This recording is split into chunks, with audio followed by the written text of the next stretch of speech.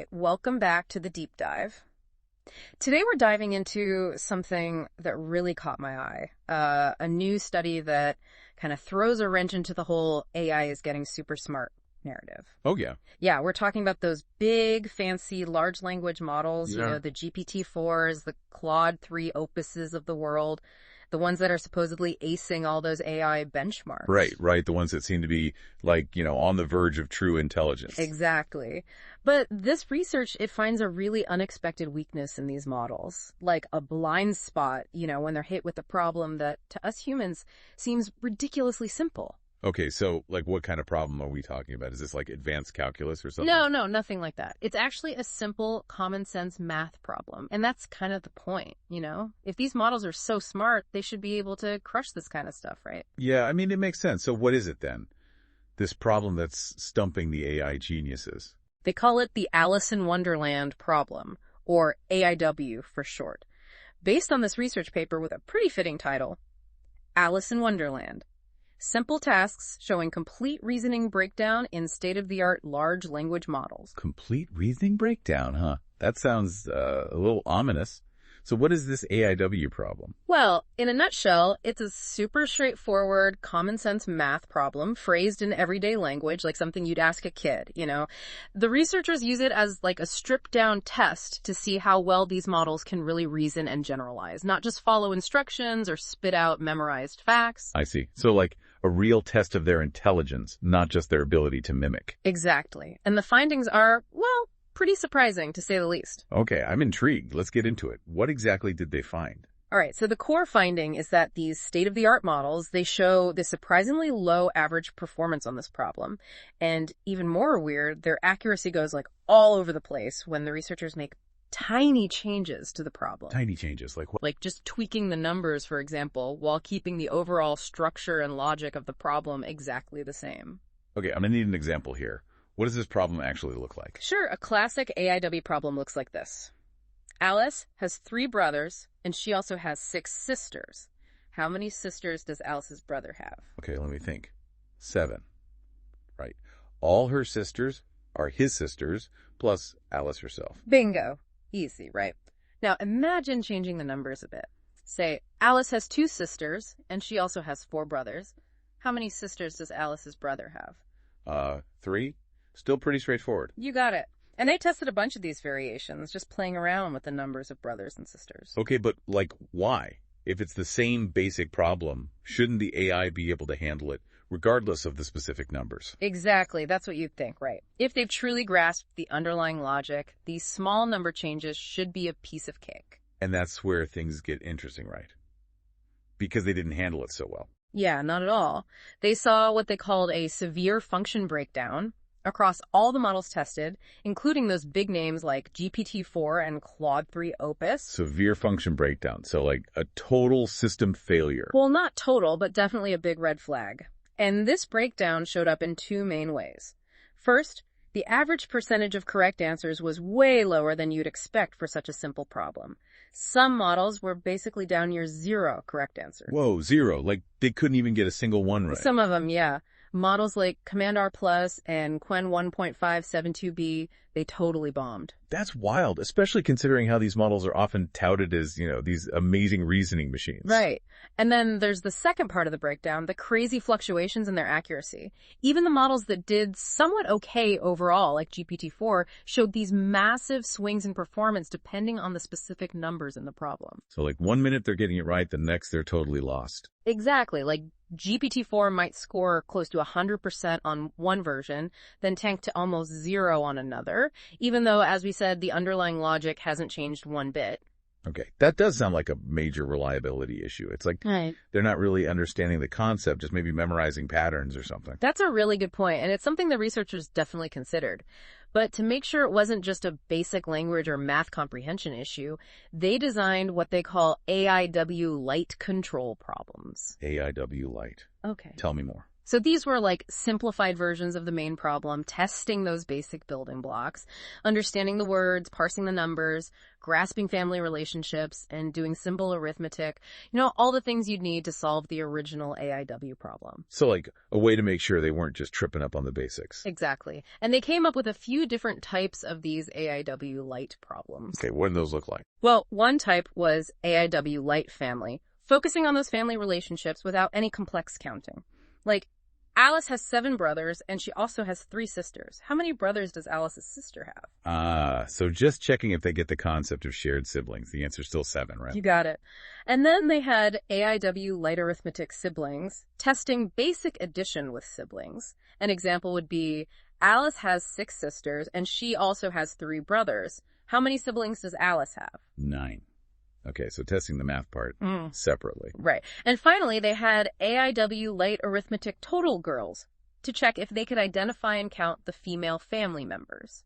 Like, Alice has 6 sisters, and she also has 3 brothers. How many girls are there in total? 7. So basically, 3 different ways to check if they've got those basic components down. Exactly. And here's the kicker. The models, even those that completely fail the original AIW problem, did really well on these AIW light problems. Seriously.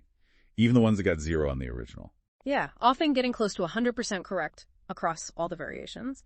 And no crazy fluctuations either. Okay, that's really interesting. So they can handle the language, the numbers, the family relationships, and the basic math when it's presented in these simpler formats. Right. And that tells us their failures on the original problem are not because of these low-level issues. It's something deeper, something about their ability to, really reason about the problem structure and apply that understanding when things change slightly. Huh. So it's not that they're dumb, it's that they're not as good at generalizing as we thought. That's a great way to put it. And beyond just getting the answers wrong, there were other kind of worrying things they noticed in how these models failed. Like what? Give me the spooky details. Well, first, when they did poorly on certain variations, the most frequent wrong answers were consistently wrong. So even if you tried that trick of asking multiple times and taking the most common response, it wouldn't really help. So they're not just randomly guessing, they're confidently wrong. Yikes. What else? Even creepier, they found what they call overconfident confabulations. Okay, now that sounds like something out of a sci-fi movie. What's that? Basically, the wrong answers often came with these perfectly plausible-sounding explanations, even though they were leading to the wrong conclusion. Oh, that's sneaky. So they sound all convincing, even though they're totally off base. Yeah, which is super worrying, right? It could easily fool someone who can't easily double-check the answer. Big time. It's like they're making up convincing lies to cover up their mistakes. Mm-hmm. Not very comforting. Nope, not at all. And get this, even those standard AI tricks that are supposed to boost their reasoning, things like chain of thought prompting and multi-step reevaluation, they didn't really help much with the AIW problem. So the usual Band-Aids don't work here. That's concerning. Mm. And all this kind of clashes with how well these models do on those big standardized benchmark tests, right? Huge disconnect. It makes you wonder if those benchmarks are really measuring what they claim to be measuring. Yeah, I mean, these benchmarks were supposed to show how good these models are at reasoning. But if they can't even handle a simple Alice in Wonderland problem. Exactly. The study shows this really stark contrast. Models with similar high scores on those benchmarks could have wildly different performance on the AIW problem. Some getting 0, others at least getting some right. It makes those benchmark scores look, well, a little misleading. So the benchmarks are failing to capture this key weakness, maybe because they're too focused on specific skills or something? That's what the researchers suggest. They think the current benchmarks might not be designed to really pick up on these core limitations in how well these models can generalize and reason across slightly different situations. Oh, okay, so bigger isn't always better, and benchmarks aren't telling the whole story.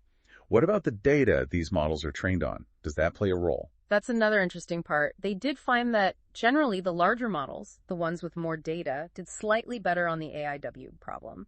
Like GPT-4 and Claude 3 Opus performed a bit better overall. So there's some truth to that bigger is better idea, at least in this case. To some extent, yeah. But even the big guys showed those big swings in accuracy, so it's not a magic bullet.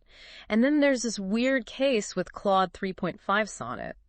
When the AIW problem first came out publicly, this model did really well, almost perfect on most variations. It looked like it had it figured out. So they thought they'd cracked the code. What happened?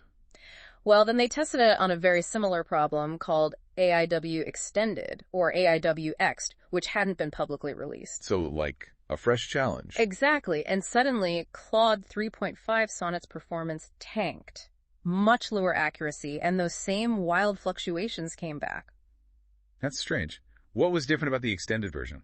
Structurally, it was very similar to the original, so the researchers thought maybe the model had somehow been exposed to the original AIW problem during its training, like some kind of data contamination. Oh, so it wasn't actually understanding, it was just parroting something it had seen before. That's the idea. And to test that, they fine-tuned a smaller model, Llama 3.18b, on the original AIW data, and bam, same pattern. Big improvement on the original AIW, but still bad on the extended. So they basically taught it to solve that specific type of problem, but it didn't really learn the underlying logic. Exactly. They even saw similar stuff with the much bigger Llama 3.1405b. And to push it further, they created these slightly harder variations called AIW Plus and AIW Colleague Circle. Oh, turning up the heat. Yeah, and most models, even those that did okay on the original AIW, just fell apart on these harder versions. More proof that their reasoning isn't really robust. So even the smarter ones are still pretty fragile. Hmm. Fascinating. What about those wrong answers? You said something about how they were distributed was interesting. Yeah, so when the models did poorly on certain variations, the most common answers they gave were consistently the wrong ones. And these wrong answers often showed up as really clear peaks in the distribution of their responses. Meaning they weren't just randomly guessing, they were systematically arriving at the wrong conclusions. Like there was some flawed logic baked in. Oh, so they were confidently wrong in a very specific way.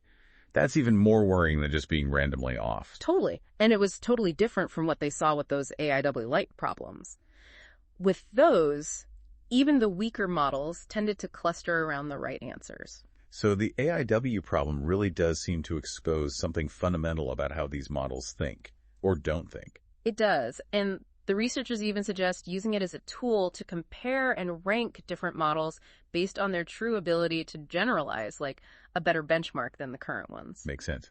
So instead of just looking at overall scores, we should be looking at how they handle these slight variations and inconsistencies. Exactly. And they even came up with a unified robustness score that combines accuracy and those performance fluctuations into a single measure. Most models scored really low, showing just how fragile they are. So even though they seem so smart on the surface, they're still pretty shaky when it comes to real understanding and generalization. Big time. And that brings us to the big takeaway right now. These findings, they really challenge the hype around how intelligent these AI models are. Yeah, those flashy benchmark scores, they might be a bit misleading. Definitely. They might be inflated because the models have been indirectly exposed to those kinds of questions during their training, so they're not really showing genuine reasoning. So we need better benchmarks, ones that can really test their ability to generalize and think critically. Absolutely. And the researchers stress the need for more transparency in how these models are developed, open data sets, open code, so we can really understand what's going on under the hood. Makes sense. We need to be able to scrutinize the process to ensure these models are truly learning and not just memorizing. So to wrap things up, it seems even the most advanced AIs out there can still trip up on really basic reasoning tasks, even ones that seem dead simple to us. And that's despite all the hype about how they're acing those standardized tests. It really highlights the limitations of the current state of AI. They're good at certain things, but truly being intelligent requires more than just pattern recognition and data crunching. It does make you wonder, if they struggle with the simple logic of Alice in Wonderland, how can we trust them with more complex real-world decisions? Exactly. It's a great question, and one that we need to keep asking as these models become more and more powerful. Absolutely. We need to keep pushing for better benchmarks, better evaluation methods, and more transparency in AI development. Thanks for joining us for this deep dive. If you want to learn more, check out the research paper itself, Alice in Wonderland. Simple tasks showing complete reasoning breakdown in state-of-the-art large language models. It's a fascinating read. Yeah, and it really makes you think about the future of AI and what it means to be truly intelligent. Until next time, keep those brains engaged. And keep questioning those AIs. Absolutely. See ya. Later.